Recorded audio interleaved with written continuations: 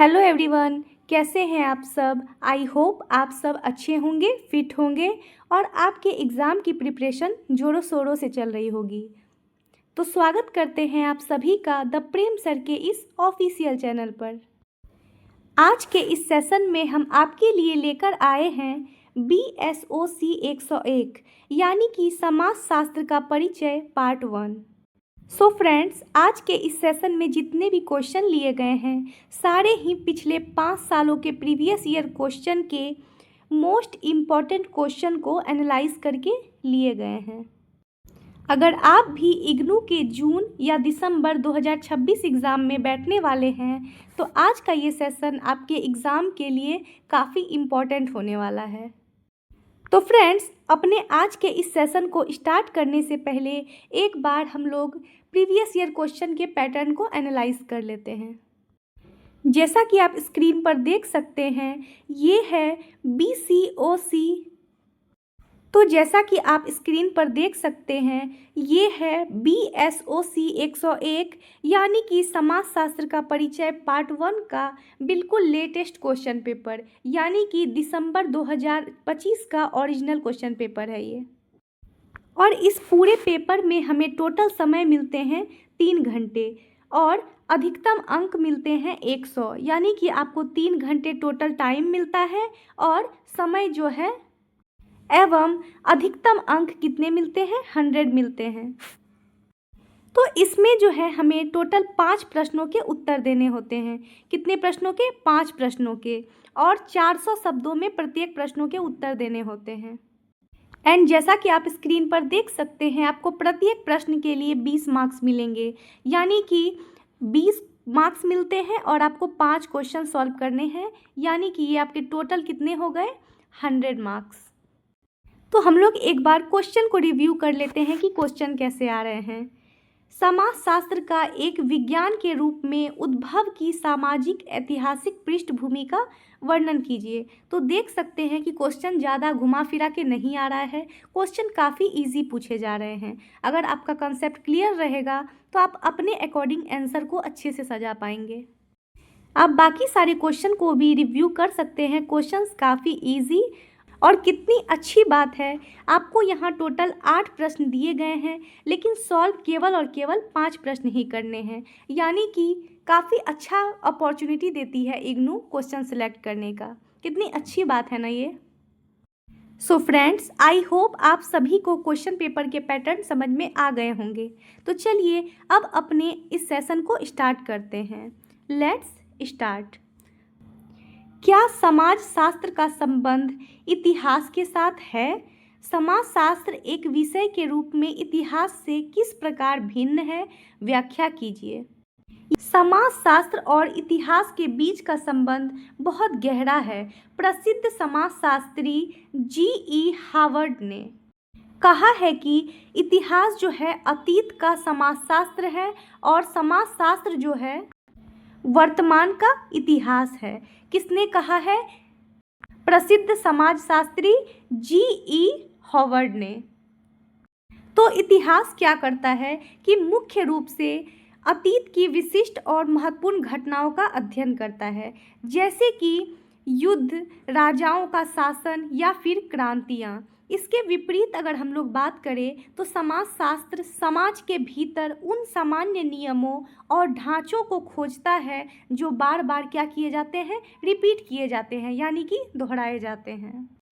इन दोनों के बीच अगर मेन डिफरेंस का बात करें तो बस अध्ययन की पद्धति है। इनके जो अध्ययन की पद्धति है, इनका मुख्य अंतर इसी के बीच आता है।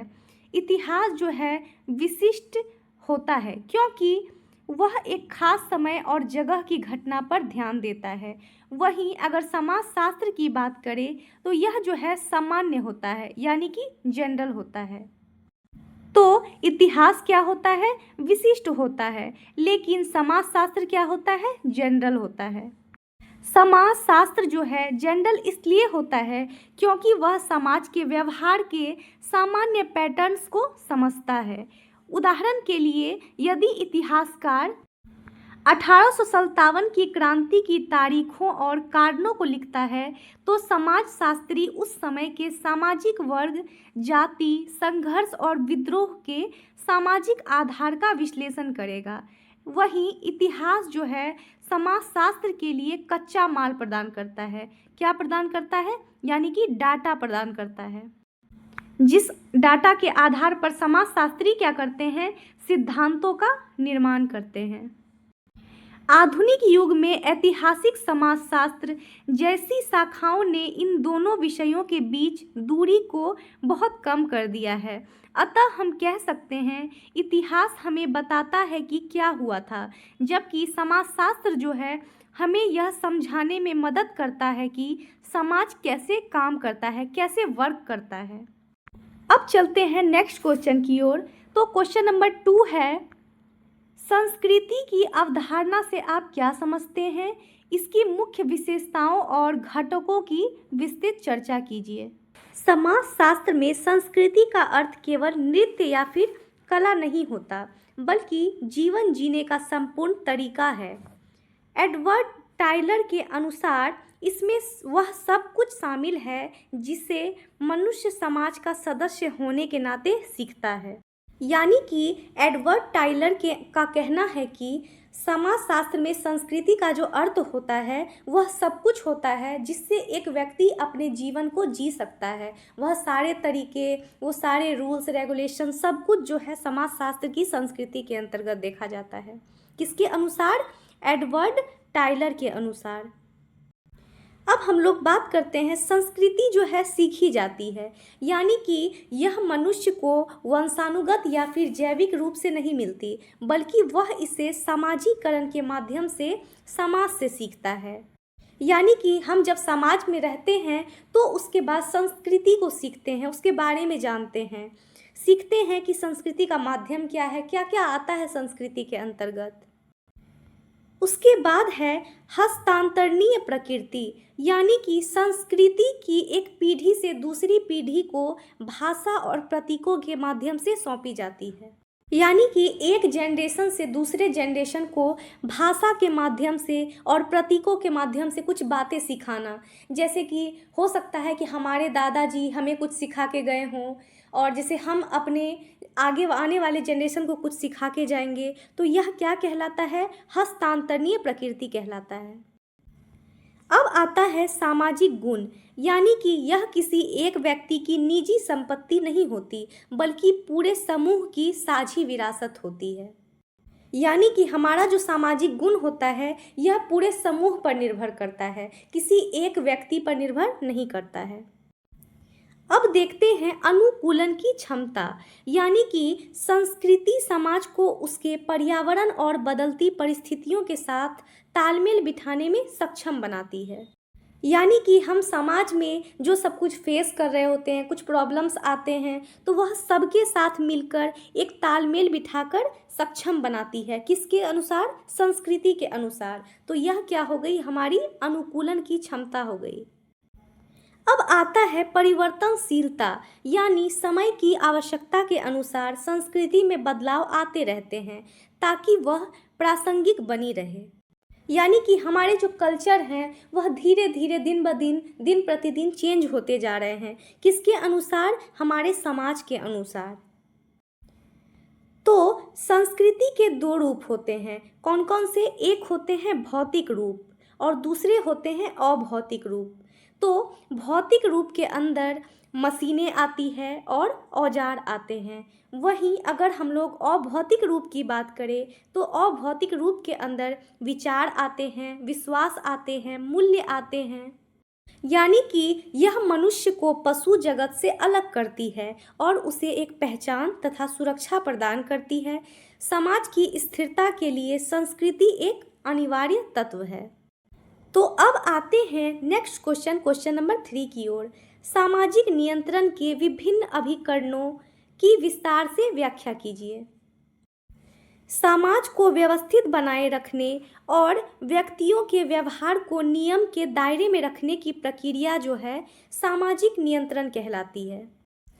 तो सामाजिक नियंत्रण को हम लोग क्या समझेंगे, जैसे कि समाज को व्यवस्थित बनाए रखने के लिए व्यक्तियों का जो व्यवहार होता है उनके लिए कुछ रूल्स होते हैं, रेगुलेशन होते हैं, तो उन सबको एक दायरे में रखा जाता है। तो वह किसके अंतर्गत आता है, सामाजिक नियंत्रण के अंतर्गत आता है। इसे जो है मुख्य रूप से 2 श्रेणियों में बांटा जाता है। एक आता है औपचारिक साधन और दूसरा आता है अनौपचारिक साधन। तो सबसे पहले हम लोग बात करते हैं औपचारिक साधन के बारे में। इनमें राज्य, कानून, न्यायालय और पुलिस शामिल होते हैं। ये साधन जो हैं लिखित नियमों पर आधारित होते हैं। यदि कोई व्यक्ति इन नियमों का उल्लंघन करता है तो उसे एक निश्चित और कानूनी सजा दी जाती है, और यह प्रणाली आधुनिक, बड़े और जटिल समाजों में अधिक प्रभावी होते हैं, जहां व्यक्तिगत पहचान जो है कम हो जाती है। वहीं अगर हम लोग अनौपचारिक साधन की बात करें तो यह समाज का अधिक पुराना और शक्तिशाली हिस्सा है। इसमें सबसे पहले क्या आता है, परिवार आता है, जो बचपन से ही व्यक्ति को सही गलत का पाठ पढ़ाता है। इसके बाद धर्म की भूमिका आती है। किसकी भूमिका आती है, धर्म की, जो पाप, पुण्य और स्वर्ग नरक के माध्यम से व्यवहार को क्या करता है, नियंत्रित करता है। व्यक्ति के मन में यह डर रहता है या फिर उसको इज्जत ना खोने का डर रहता है कि मेरा इज्जत कहीं खराब ना हो जाए, इसके वजह से वह क्या करता है, गलत काम करने से बचता है। यानी कि ग्रामीण और छोटे समाजों में अनौपचारिक साधन ही व्यवस्था बनाए रखने का मुख्य आधार होते हैं। प्रभावी नियंत्रण के लिए इन दोनों का संतुलन समाज में बहुत जरूरी है। यानी कि औपचारिक और अनौपचारिक दोनों ही साधन का समाज में बहुत संतुलन बनाए रखना इम्पोर्टेंट है। तो अब देखते हैं नेक्स्ट क्वेश्चन नंबर 4 को। उन सामाजिक, ऐतिहासिक और आर्थिक परिस्थितियों का वर्णन कीजिए जिसके कारण समाजशास्त्र एक शैक्षिक विषय के रूप में उभरा। समाजशास्त्र का उदय 19वीं शताब्दी के यूरोप में हुई महान क्रांतियों और बदलावों का परिणाम था। किसका परिणाम था, यूरोप में जो 19वीं शताब्दी में महान क्रांतियों और बदलाव हुए थे उसका जो परिणाम था वह क्या था, समाजशास्त्र का उदय। इसके पीछे मुख्य रूप से 3 महत्वपूर्ण ऐतिहासिक कारक जो है उत्तरदायी हैं। कितने महत्व, 3 महत्वपूर्ण। सबसे पहले आता है फ्रांसीसी क्रांति, जो कि कब हुआ था, 1789 में हुआ था फ्रांसीसी क्रांति। तो फ्रांसीसी क्रांति ने यूरोप के पुराने सामाजिक और राजनीतिक ढांचे को पूरी तरह से हिला दिया। इसने समानता, स्वतंत्रता और बंधुत्व जैसे नए विचार दिए, जिससे विचारकों के मन में समाज के नए स्वरूप को समझने की इच्छा जागी।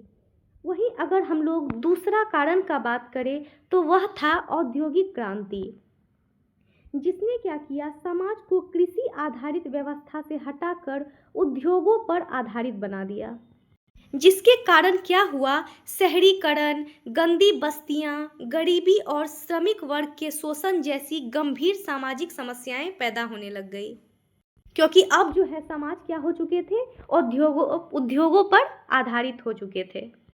अब बात करते हैं तीसरा कारक की, जो कि है प्रबोधन काल, यानी कि एनलाइटमेंट, जिसने क्या किया, अंधविश्वास को छोड़कर तर्क और वैज्ञानिक सोच पर जोर दिया। तो ऑगस्ट कॉम्ट जैसे शुरुआती विचारकों का मानना था कि जिस तरह जो है विज्ञान प्राकृतिक जगत का अध्ययन करता है, ठीक उसी प्रकार समाज का भी एक वैज्ञानिक अध्ययन होना चाहिए। किसका, समाज का क्या होना चाहिए, वैज्ञानिक अध्ययन होना चाहिए। इन सामाजिक और आर्थिक परिस्थितियों ने एक ऐसे नए विज्ञान की आवश्यकता महसूस कराई जो समाज की अराजकता को दूर कर व्यवस्था स्थापित कर सके, और इसी आवश्यकता ने समाजशास्त्र को एक शैक्षिक विषय के रूप में जन्म दिया। किसके रूप में, एक शैक्षिक विषय के रूप में। अब आते हैं नेक्स्ट क्वेश्चन नंबर 5 की ओर। क्वेश्चन नंबर 5 है, C.W. मिल्स के समाजशास्त्रीय कल्पना और इतिहास तथा व्यक्ति के भाग्य से संबंध पर उनके विचारों की चर्चा कीजिए। किसके बारे में हमें जानना है, C.W. मिल्स के बारे में। तो सी राइट मिल्स ने समाजशास्त्रीय कल्पना यानी कि सोशियोलॉजिकल इमेजिनेशन की एक अनूठी अवधारणा दी है।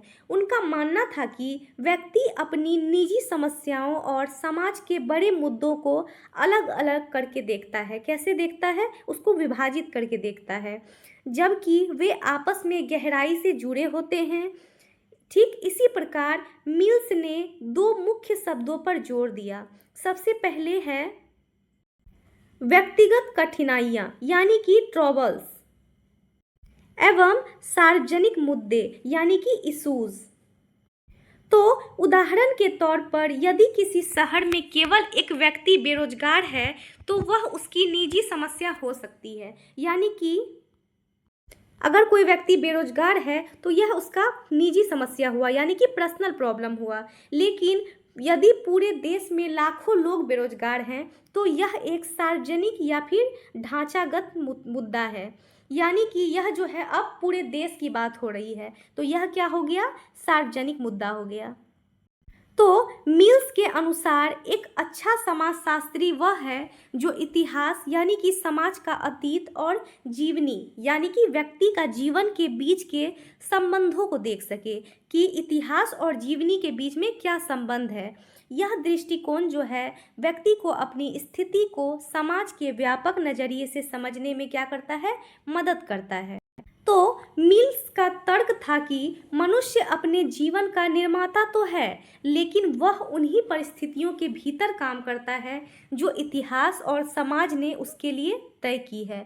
यानी कि इतिहास और समाज ने जो व्यक्ति के लिए फिक्स किया है वही उस परिस्थितियों के भीतर काम करता है। यह विचार जो है समाजशास्त्र को केवल किताबी थ्योरी से हटाकर आम आदमी के दैनिक जीवन के संघर्षों से जोड़ता है। यानी कि सी राइट मिल्स का विचार। तो अब चलते हैं नेक्स्ट क्वेश्चन नंबर 6 की ओर। क्वेश्चन नंबर 6 है, समुदाय की मुख्य विशेषताओं की विवेचना कीजिए और इसे परिभाषित कीजिए। समाजशास्त्र के अनुसार समुदाय व्यक्तियों का वह समूह है जो एक निश्चित भौगोलिक क्षेत्र में निवास करता है और जिनके सदस्यों के बीच हम की भावना पाई जाती है। किसकी भावना? हम की भावना। क्योंकि समाज में मैं या तुम नहीं होता, समाज में हम होता है। तो अब हम लोग बात करते हैं समाज की कुछ विशेषताओं के बारे में। तो चलिए समाज की मुख्य विशेषताओं को एक एक करके समझते हैं। सबसे पहला है निश्चित भूभाग। समुदाय के लिए एक तय जमीन या फिर क्षेत्र का होना सबसे पहली शर्त है। बिना किसी स्थान के समुदाय की कल्पना नहीं की जा सकती है। यानी कि जब तक एक निश्चित भूभाग नहीं होगा, जब तक एक निश्चित स्थान नहीं होगा, तब तक जो है हम लोग समुदाय की कल्पना नहीं कर पाएंगे। उसके बाद आता है हम की भावना यानी कि वी फीलिंग। इसका अर्थ है कि समूह के लोग जो हैं एक दूसरे से भावनात्मक रूप से जुड़े होते हैं और एक साझा जो है पहचान महसूस करते हैं। जैसे कि मान लीजिए आप किसी न्यू शहर में जाते हैं और वहाँ आपको कोई अपना व्यक्ति मिल जाए तो आप वहाँ फिर अकेला महसूस नहीं करेंगे। फिर आपको वहाँ लगने लगेगा कि नहीं, अब हम लोग यहाँ पे हम हैं, मैं अकेला नहीं हूँ। पहले आपको जितना अनकंफर्टेबल लग रहा था वही अब क्या हो जाएगा, आप रिफ्रेश फील करने लग जाएंगे, आपको कंफर्टेबल फील होने लग जाएगा। क्योंकि आपको जो है आपके समाज का, आपके ग्रुप का कोई व्यक्ति आपको नए शहर में मिल गया। अब आता है स्वतः विकास। समुदाय को किसी खास उद्देश्य के लिए योजना बनाकर नहीं बसाया जाता, बल्कि समय के साथ इसका विकास जो है अपने आप खुद ब खुद हो जाता है। उसके बाद आता है सामान्य जीवन। समुदाय के भीतर लोग जो है अपनी जीवन की लगभग सभी आवश्यकताएं साझा रूप से पूरी करते हैं। इसके नियम और परंपराएं भी एक जैसी होती है। यानी कि नियम और जो रूल्स होते हैं वह क्या होती है? लगभग सिमिलर होती है। किसके अंतर्गत? सामान्य जीवन के अंतर्गत। अब आता है अनिवार्य सदस्यता। व्यक्ति किसी न किसी क्षेत्र में जन्म लेता है, इसलिए वह प्राकृतिक रूप से उस समुदाय का सदस्य बन जाता है। यानी कि हम जिस जगह पे जन्म लेते हैं वहीं पर क्या होता है, हमारा सामाजिक तौर पर उस समुदाय से हमारा कनेक्शन बन जाता है और हम जो है उसी समुदाय के सदस्य बन जाते हैं। समुदाय समाज के भीतर एक ऐसा आत्मनिर्भर संगठन है जहां व्यक्ति का संपूर्ण जीवन व्यतीत होता है। यह स्थायित्व प्रदान करता है और व्यक्ति को सुरक्षा का एहसास कराता है।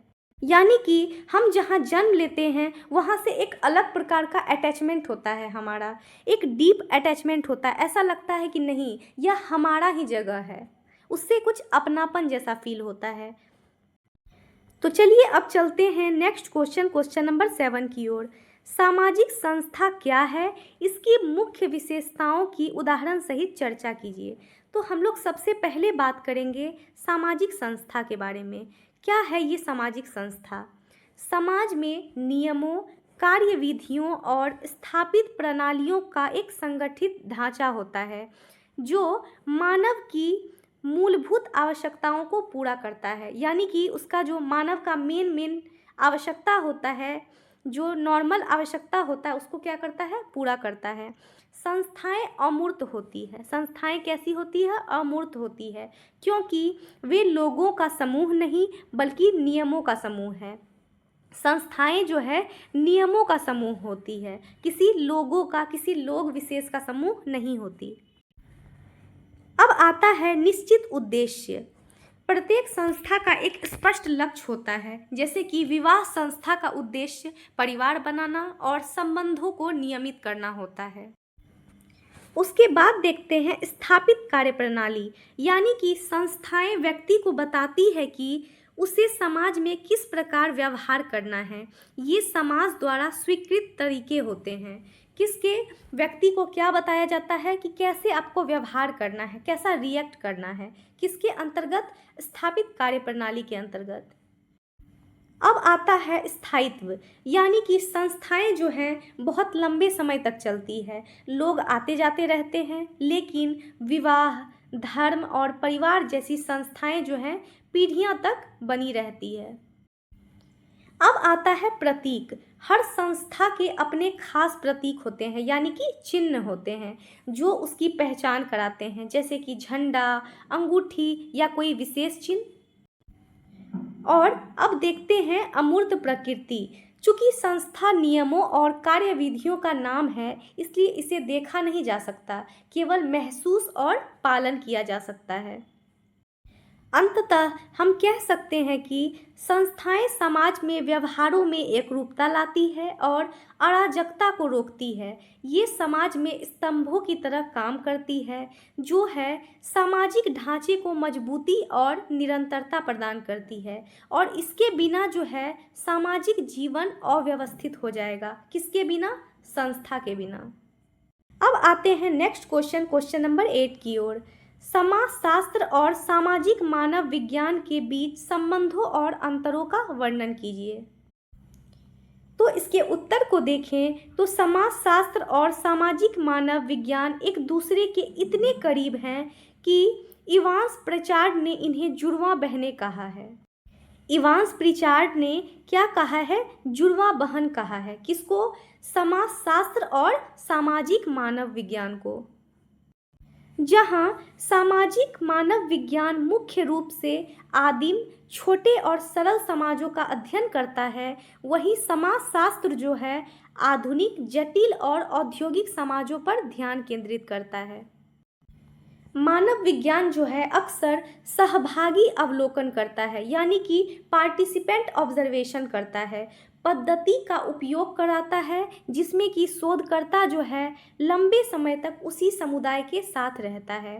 ठीक इसके विपरीत अगर हम लोग बात करें तो समाजशास्त्र जो है प्रश्नावली और सर्वेक्षण जैसी सांख्यिकीय विधियों पर अधिक निर्भर है। किस पर?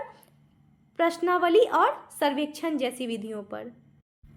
मानव विज्ञान समाज के सांस्कृतिक पक्ष और उद्भव को गहराई से देखता है, जबकि समाजशास्त्र सामाजिक अंतःक्रियाओं और संस्थागत ढांचों को देखता है। हालांकि अगर हम लोग आज के समय की बात करें तो यह अंतर जो है धुंधला हो गया है, क्योंकि समाजशास्त्री भी गांवों का अध्ययन कर रहे हैं और मानव विज्ञानी शहरों का। दोनों विषय मनुष्य को एक सामाजिक प्राणी के रूप में समझने की साझा की कोशिश करते हैं। तो अब आते हैं नेक्स्ट क्वेश्चन नंबर 9 की ओर। भूमिका यानी कि रोल की अवधारणा को स्पष्ट कीजिए तथा इसके विभिन्न आयामों पर चर्चा कीजिए। तो सबसे पहले हम लोग समझते हैं भूमिका का अर्थ। भूमिका का अर्थ उस व्यवहार से है जिसकी अपेक्षा जो है विशेष पद यानी कि किसी स्टेटस पर बैठे व्यक्ति से की जाती है। यदि परिस्थिति जो है एक पद है तो भूमिका उसका क्रियात्मक पक्ष है। जैसे कि इसे एक एग्जाम्पल से समझते हैं। डॉक्टर एक पद है और मरीजों का इलाज करना उसकी भूमिका है। भूमिका के कई आयाम होते हैं यानी कि इसके काफ़ी टाइप्स होते हैं। जैसे कि भूमिका निर्वाह यानी रोल परफॉर्मेंस, यह वह वास्तविक व्यवहार है जो व्यक्ति अपनी भूमिका के दौरान करता है। किसके दौरान? अपनी भूमिका के दौरान। उसके बाद आता है भूमिका संघर्ष यानी कि रोल कॉन्फ्लिक्ट। जब एक व्यक्ति को एक ही समय में दो अलग अलग भूमिकाओं की मांगों को पूरा करना पड़ता है, जैसे कि एक महिला का माँ और ऑफिस कर्मचारी के रूप में संघर्ष। यानी कि यहाँ पे पर्सन एक ही है, एक महिला, लेकिन उसका रोल कन्फ्लिक्ट हो रहा है। जैसे कि एक माँ भी है वो और जो है वो ऑफिस की कर्मचारी भी है, तो उसको जो है दोनों काम को एक साथ हैंडल करना पड़ रहा है। यानी कि रोल कन्फ्लिक्ट हो रहा है, भूमिका संघर्ष हो रहा है। उसके बाद आता है भूमिका प्रत्याशा यानी कि रोल एक्सपेक्टेशन। समाज व्यक्ति से जिस तरह के व्यवहार की उम्मीद करता है उसी को क्या बोलते हैं हम लोग? भूमिका प्रत्याशा। क्योंकि हम लोग को दूसरों से एक्सपेक्टेशन बहुत ज़्यादा होती है। अब देखते हैं भूमिका दूरी यानी कि रोल डिस्टेंस। जब व्यक्ति अपनी भूमिका से भावनात्मक रूप से अलग हो जाता है और उसे केवल एक मजबूरी की तरह निभाता है, तो भूमिकाएं समाज में कार्य विभाजन को सरल बनाती है। तो अब चलते हैं नेक्स्ट क्वेश्चन नंबर 10 की ओर। मैलिनोवस्की के प्रकार्यवाद यानी कि फंक्शनलिज्म के सिद्धांत की प्रमुख विशेषताओं पर प्रकाश डालिए। तो इस क्वेश्चन में हमें किसके सिद्धांत पर चर्चा करना है? ब्रोनिस्लाव मैलिनोवस्की के बारे में। ब्रोनिस्लाव मैलिनोवस्की को प्रकार्यवाद का जनक माना जाता है। इनका मानना था कि समाज की हर इकाई, चाहे वह धर्म हो, परंपरा हो या फिर परिवार, एक निश्चित कार्य होता है। उन्होंने स्पष्ट किया कि कोई भी सामाजिक तत्व तब तक बना रहता है जब तक वह मनुष्य की किसी न किसी जैविक या फिर मनोवैज्ञानिक आवश्यकता को पूरा करता है। यह किसका कहना था? ब्रोनिस्लाव मैलिनोवस्की का।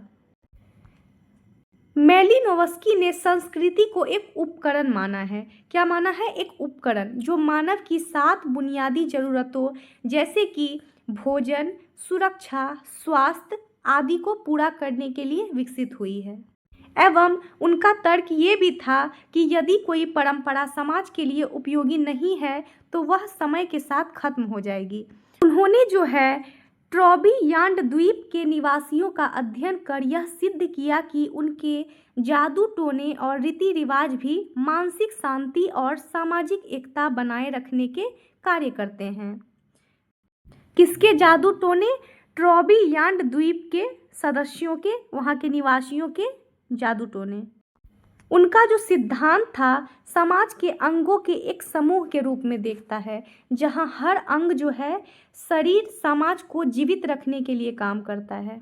यानी कि उनके अनुसार हमारे समाज के जितने भी अंग हैं और हमारे जो शरीर के जितने भी अंग हैं वह समाज को जीवित रखने के लिए काम करते हैं। अब आते हैं नेक्स्ट क्वेश्चन नंबर 11 की ओर। सामाजिक संगठन क्या है? इसके विभिन्न दृष्टिकोणों की चर्चा कीजिए। तो हम लोग सबसे पहले बात करते हैं सामाजिक संगठन के बारे में।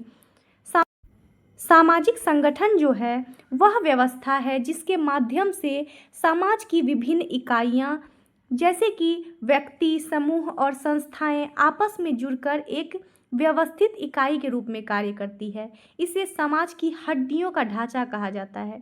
क्या कहा जाता है? सामाजिक हड्डियों का ढांचा। उसे स्थिरता प्रदान करती है।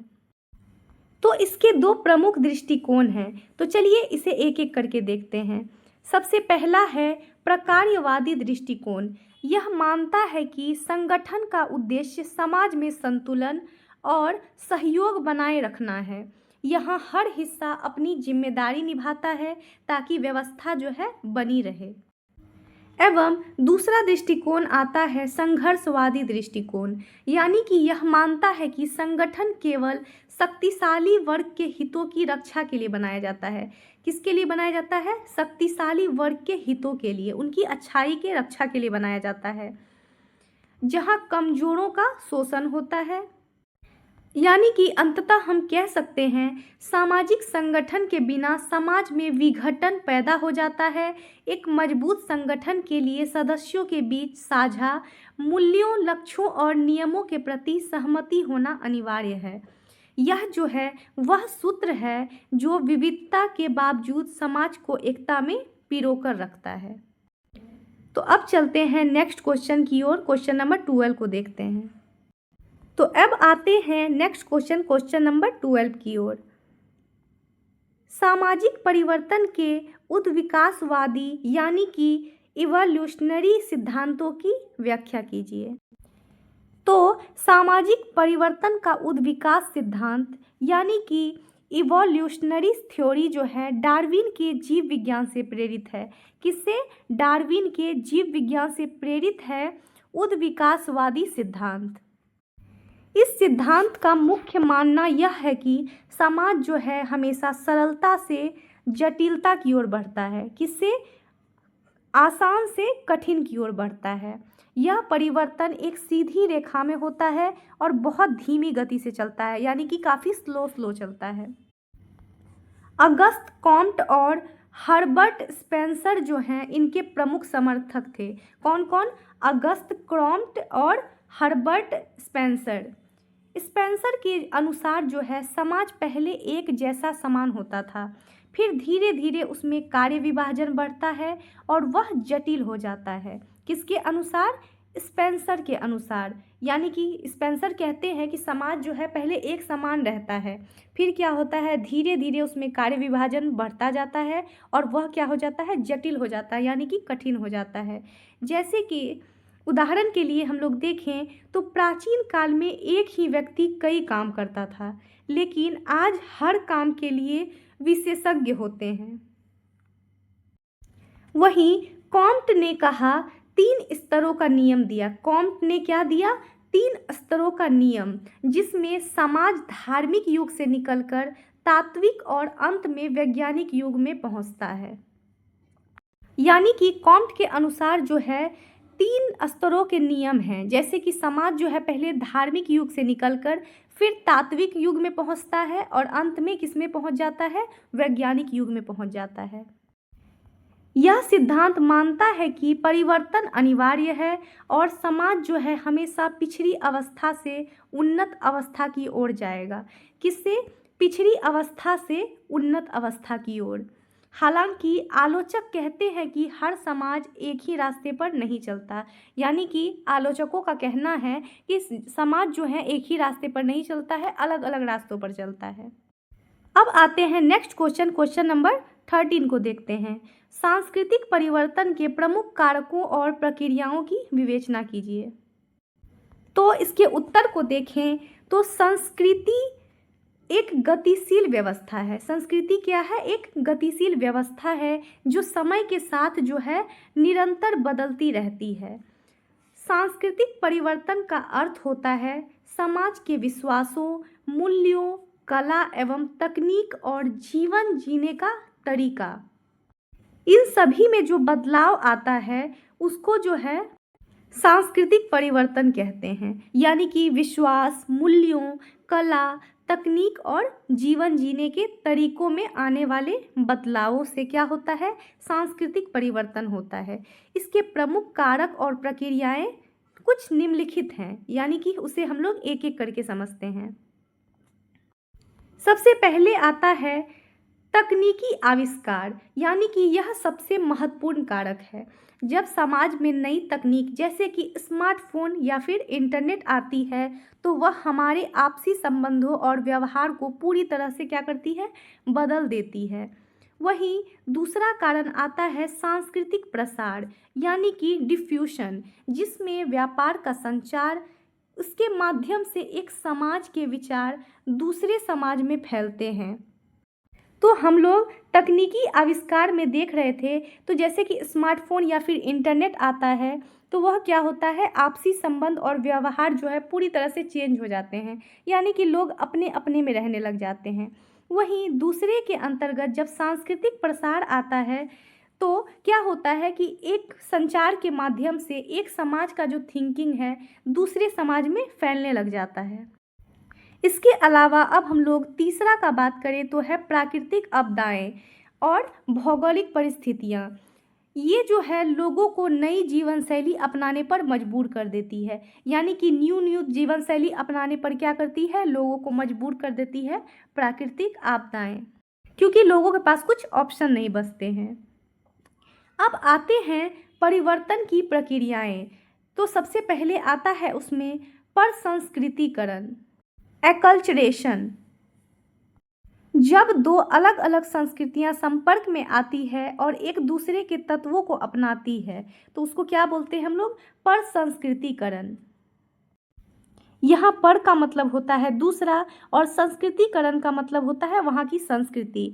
तो जब एक संस्कृति दूसरे पर आ जाती है तो उसे क्या बोलते हैं हम लोग, परसंस्कृतिकरण बोलते हैं। तो अब हम लोग बात करते हैं सांस्कृतिक विलंबना यानी कि कल्चरल लैग्स के बारे में। विलियम आगबर्न के अनुसार जब समाज की भौतिक संस्कृति यानी कि मशीनें जो है तेजी से आगे बढ़ जाती है, लेकिन अभौतिक संस्कृति यानी कि विचार और रीति रिवाज पीछे रह जाते हैं, तो क्या हो जाता है, तनाव पैदा हो जाता है, टेंशन उत्पन्न हो जाता है।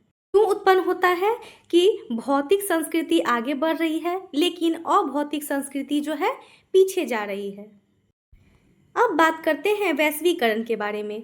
आज के दौर में इंटरनेट के कारण संस्कृतियों का मिश्रण जो है बहुत तेज हो गया है, जिससे विश्व संस्कृति का जन्म हुआ है। किसका जन्म हुआ है, विश्व संस्कृति का। यह परिवर्तन समाज को पुरानी अवस्था से आधुनिक अवस्था की ओर ले जाने का कार्य करती है। अब आते हैं नेक्स्ट क्वेश्चन, क्वेश्चन नंबर 14 की ओर। समाजशास्त्र और सामाजिक मनोविज्ञान के बीच अंतर संबंधों का वर्णन कीजिए। तो समाजशास्त्र और मनोविज्ञान का संबंध जो है व्यक्ति और समाज के अटूट रिश्तों के जैसा है, जहाँ पे मनोविज्ञान जो है व्यक्ति के मन, उसकी मानसिक प्रक्रियाओं जैसे कि प्रेरणा, भावना, बुद्धि और व्यक्तिगत व्यवहार का अध्ययन करता है। क्या करता है, अध्ययन, मनोविज्ञान। वहीं अगर हम लोग समाजशास्त्र की बात करें तो समाजशास्त्र उन समूहों, उन ढांचों और संस्थाओं का अध्ययन करता है जिनमें व्यक्तिगत यानी कि व्यक्ति निवास करता है।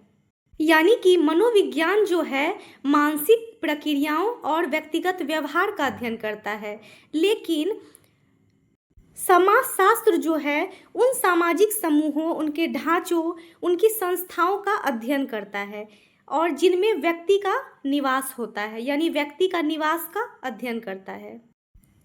इन दोनों के मिलन बिंदु से सामाजिक मनोविज्ञान यानी कि सोशल साइकोलॉजी नामक नई शाखा का जन्म हुआ। यानी कि समाजशास्त्र और मनोविज्ञान को मिलाने से किसका जन्म हुआ, सामाजिक मनोविज्ञान का जन्म हुआ। यह जो है इस बात का विश्लेषण करता है कि एक समूह या भीड़ के भीतर व्यक्ति का व्यवहार किस प्रकार बदल जाता है, जैसे कि एक व्यक्ति अकेले में कैसा व्यवहार करता है और वही व्यक्ति समाज के बीच होने पर कैसा व्यवहार कर जाता है, यानी कि उसमें क्या चेंजेस आ जाता है। यह दोनों को जोड़कर क्या करता है, मानव व्यवहार की पूरी तस्वीर समझ में आ जाती है कि हाँ वह इंसान कैसा है। जैसे कि मान लीजिए कोई व्यक्ति पर्सनली काफ़ी डिस्टर्ब रहता है, वह क्या है कि खुद में तो बहुत ज़्यादा डिस्टर्ब है, लेकिन वह जब किसी के सामने आता है, किसी व्यक्ति के सामने, तो बहुत हंस के बात करता है, खुल के बात करता है, ऐसा पता ही नहीं चलने देता कि उसके अंदर कोई भी प्रॉब्लम है या फिर वह इतना डिस्टर्ब रहता है।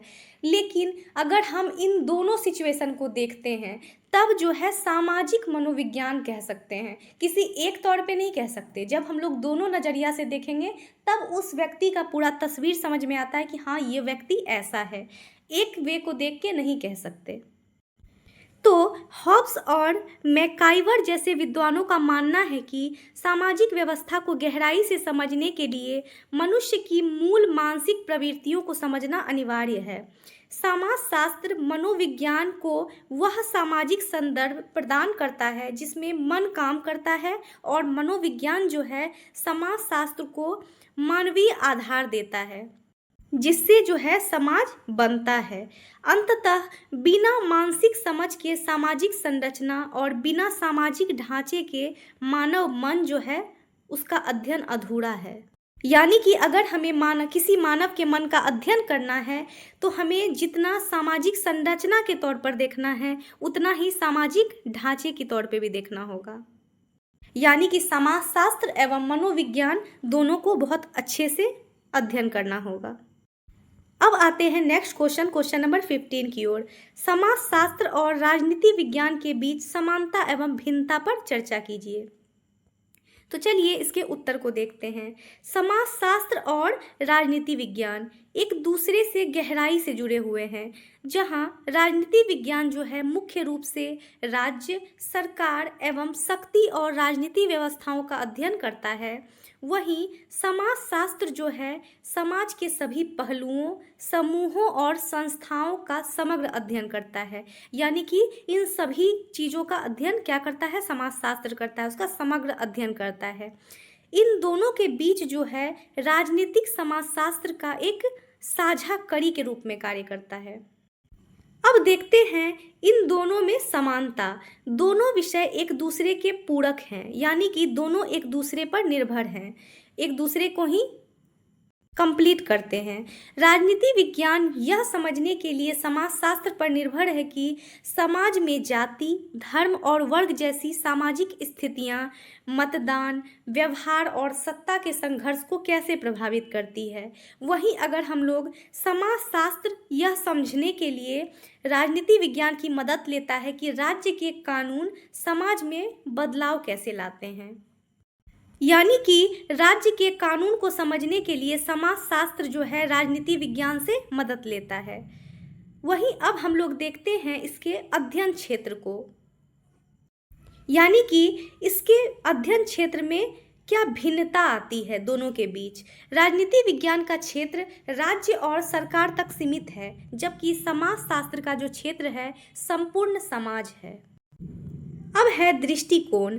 राजनीति विज्ञान व्यक्ति को एक नागरिक के रूप में देखता है। किसके रूप में? एक नागरिक के रूप में। जबकि समाजशास्त्र व्यक्ति को एक सामाजिक प्राणी के रूप में देखता है। अब आते हैं नियंत्रण के साधन। राजनीति विज्ञान केवल औपचारिक नियंत्रण यानी कि कानून और दंड पर ध्यान देता है, जबकि समाजशास्त्र जो है औपचारिक और अनौपचारिक यानी कि परंपरा और जन रीतियाँ दोनों का अध्ययन करता है। अंततः हम कह सकते हैं राजनीति विज्ञान समाजशास्त्र का एक विशिष्ट हिस्सा है जो शक्ति और शासन पर केंद्रित है। जितना राजनीति विज्ञान इम्पोर्टेंट है उतना ही समाजशास्त्र भी इम्पोर्टेंट है, और दोनों जो है एक दूसरे के लिए पूरक हैं और जो शक्ति और शासन पर क्या है? केंद्रित हैं। सो फ्रेंड्स, अगर आप इस नोट्स को परचेस करना चाहते हैं तो हमारे वीडियो के डिस्क्रिप्शन में आपको व्हाट्सएप नंबर मिल जाएगा। आप मैसेज करके PDF परचेस कर सकते हैं, क्योंकि वीडियो को सुनने के बाद अगर आप नोट्स रिवाइज कर लेते हैं तो आपकी प्रिपरेशन 100% कंप्लीट हो जाएगी। तो चलिए अब आते हैं नेक्स्ट क्वेश्चन नंबर 16 को देखते हैं। संस्कृति एवं सभ्यता के बीच अंतर। तो अब हम लोग क्या देखेंगे? संस्कृति और सभ्यता के बीच क्या क्या अंतर है। संस्कृति और सभ्यता मानव विकास के दो अलग ध्रुव हैं। मैकाइवर एवं पेज के अनुसार संस्कृति वह है जो हम हैं, जबकि सभ्यता वह है जिसका हम उपयोग करते हैं। यानी कि मैकाइवर एवं पेज का कहना है कि संस्कृति जो वह है जो हम हैं, यानी कि उसमें हम का बोध हो रहा है। हम लोग काफ़ी सारे हैं, एक समाज है, लेकिन सभ्यता जो है वह है जिसका हम उपयोग करते हैं। जैसे कि जिस रूल्स को हम लोग फॉलो कर रहे हैं, जिस धर्म को, जिस नियम को हम लोग मानते आ रहे हैं। संस्कृति आंतरिक और अमूर्त होती है, जैसे कि विचार, संगीत और धर्म। तो अब हम लोग बात करते हैं सभ्यता के बारे में। बाहरी और भौतिक होती है। सभ्यता क्या होती है? बाहरी भी होती है और भौतिक होती है। जैसे कि मशीनें और तकनीक क्या है? सभ्यता है। सभ्यता को मापा जा सकता है और इसे बिना किसी मानसिक प्रकाश। तो अब हम लोग बात करते हैं सभ्यता के बारे में। तो सभ्यता जो है बाहरी और भौतिक होती है, जैसे कि मशीनें और तकनीक। सभ्यता को मापा जा सकता है और इसे बिना किसी मानसिक प्रयास के उधार लिया जा सकता है। लेकिन संस्कृति को अपनाना जो है एक धीमी प्रक्रिया है, एक स्लो प्रक्रिया है। और इन दोनों में मुख्य अंतर यह है कि सभ्यता हमेशा प्रगति करती है, जबकि संस्कृति का कोई निश्चित पैमाना नहीं होता है।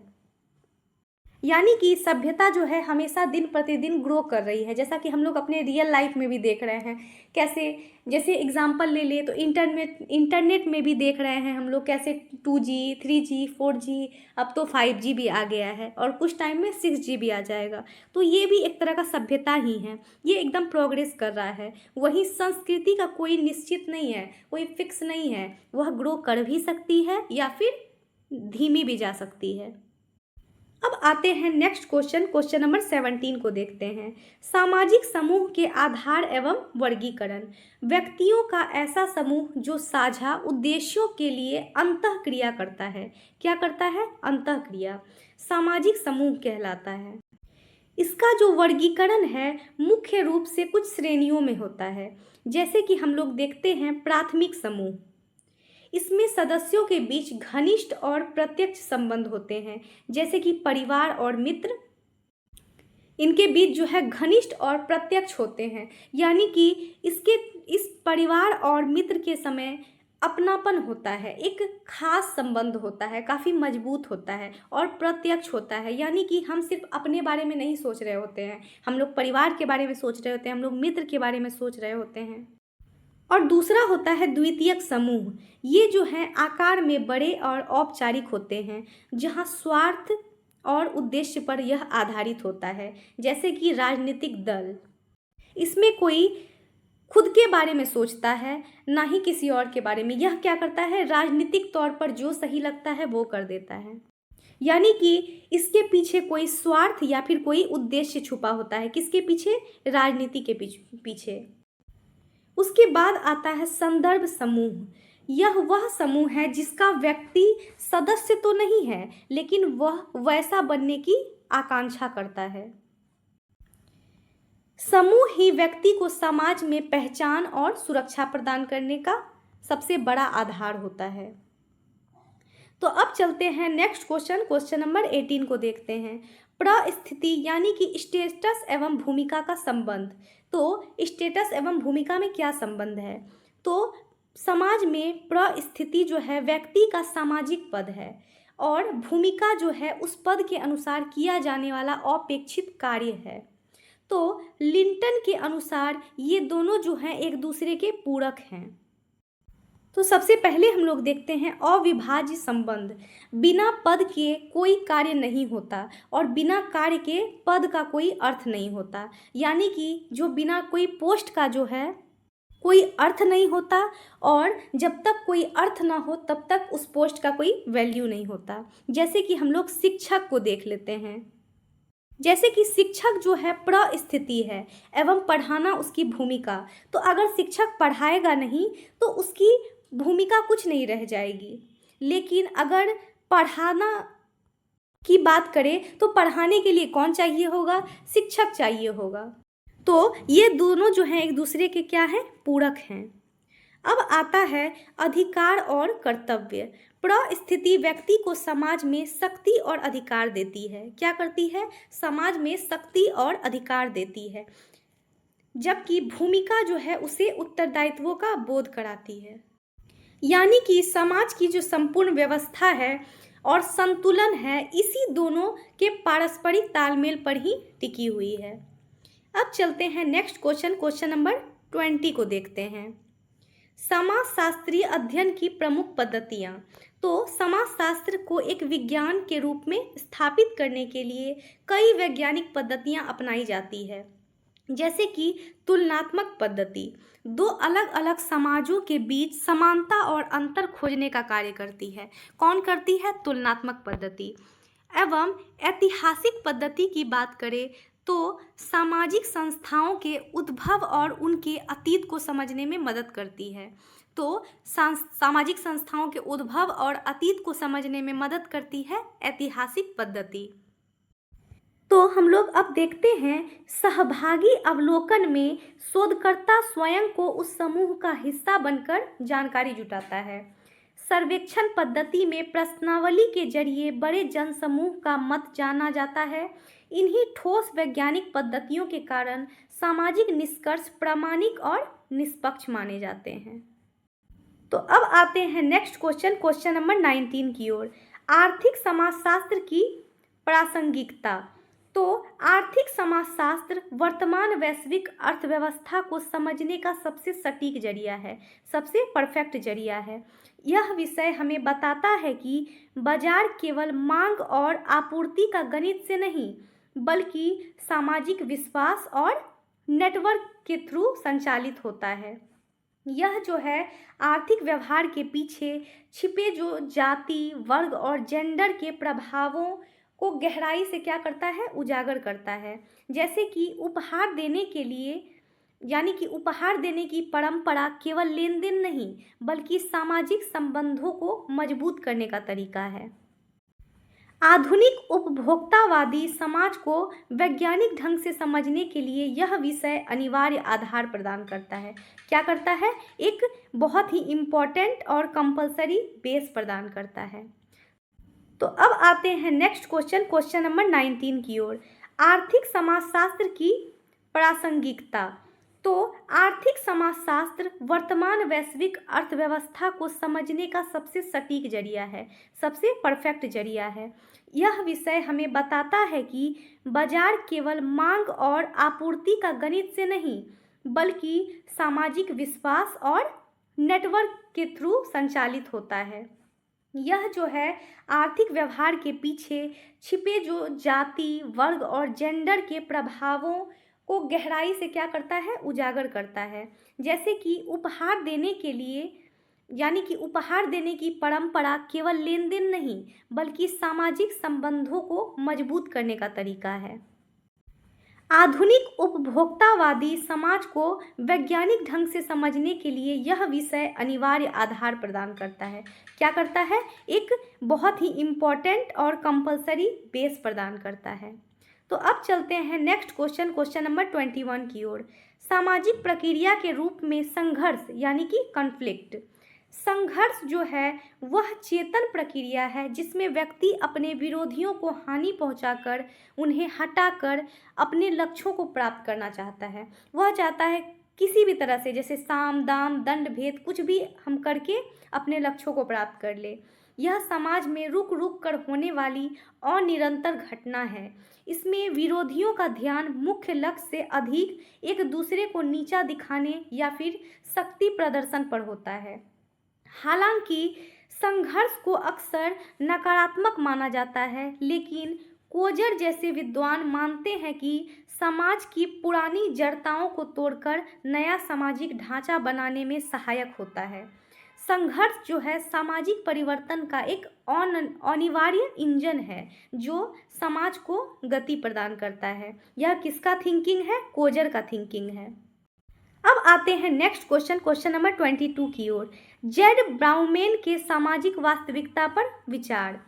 तो आधुनिक विचारक जेड ब्राउमैन जो हैं वर्तमान समाज की वास्तविकता को तरल आधुनिकता यानी कि लिक्विड मॉडर्निटी के नाम दिया है। यानी कि जेड ब्राउमैन जो हैं वह वर्तमान वास्तविकता को तरल आधुनिकता का नाम दिए हैं।